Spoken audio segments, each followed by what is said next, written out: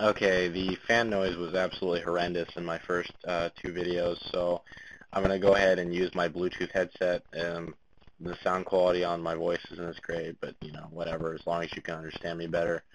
So this is going to be a continuation of what we did with basic mapping, part 3. Last thing we did was we added a trigger to this door, and now I'm going to show you how to add basic weapon spawns and the perk machines. So that's what this room is going to be for, is all the weapons. So, well, let's give the player one weapon in here to survive until they can get into the other room. So, let's right-click, go to MISC, Prefab, and go to the Prefabs folder, go down to Zombie Mode, and scroll down, and you're going to see Weapon underscore, and you're going to see Weapon Upgrade. Only use the weapon upgrades. The normal weapons are out of date. They do not work with 1.4 maps. Use the upgrades when you're doing 1.4 maps.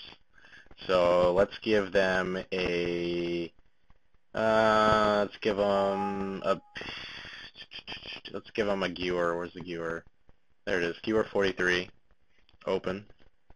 And you'll notice over here it shows up. And you'll notice since it's a prefab, it's already got the trigger and the chalk, which is very convenient for us. Thank you, Treyarch. You did something useful. So let's move that up against the wall, and I'm gonna hit the tilde key, which is the key right to the left of the 1 key on your keyboard, and we're gonna get that right up against the wall, nice like that. Then I'm going to go back to 4, I'm going to change the side view and put it at about chest height for the player. I'm going to put it right next to the window, just like that. And I'm also going to add a light in here. Well, actually, there's already a light in here because of the default map. I'm going to make it a little bit brighter, so I'm going to select it. I'm going to hit N on the keyboard. And I'm going to... Sorry, I got distracted by thunder outside. I'm going to increase the radius to 500 and hit enter. Now we have a nice bright room. Then I am going to, we're done in here, let's go in the other room. And I'm going to right click, MISC, Prefab, and I'm going to go into zombie mode, and I'm going to scroll down, let's see, where am I scrolling? Actually, go back. Go into Sniper Bolts Tutorial Prefabs version 1.1, no, 1.0, and double click, here's your vending machines, vending double tap, vending Juggernaut, vending Revive, vending Slight. I'm going to put Juggernaut, you can put whatever you want. You can put all 4 of them in there if you want.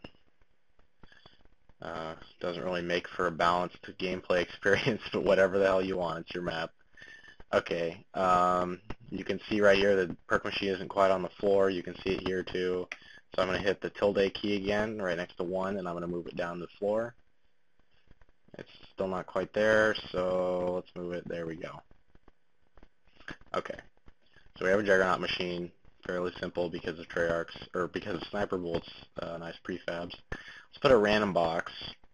Let's go to MISC, Prefab, Sniper Bolt 1.0. Treasure chest begin. This will be the first spawn of the treasure chest. Okay, Sniper Bolt, as nice as he is, he's a bit naive. When he saved his prefabs, he didn't save the objects in the middle of the prefab map. So you'll notice you just get this nice little box here. That's not going to help you, but if you zoom out, oh look, over here, there's a bunch of shit. Move that over here. And there's your box. So let's move that down, or up rather, because he didn't put it in the middle on height or X and Z. Okay.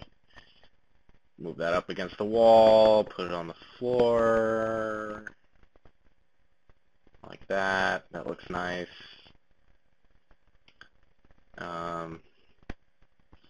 Okay. Let's put another one in here. This is the worst map layout ever thought of, but I'm just showing you everything that you can do. Once again, it's way off, so you gotta drag it over.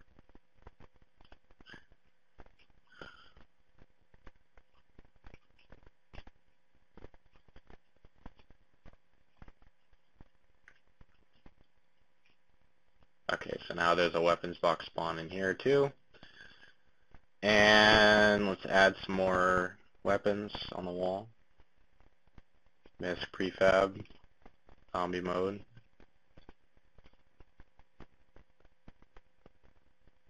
And let's give them a Thompson.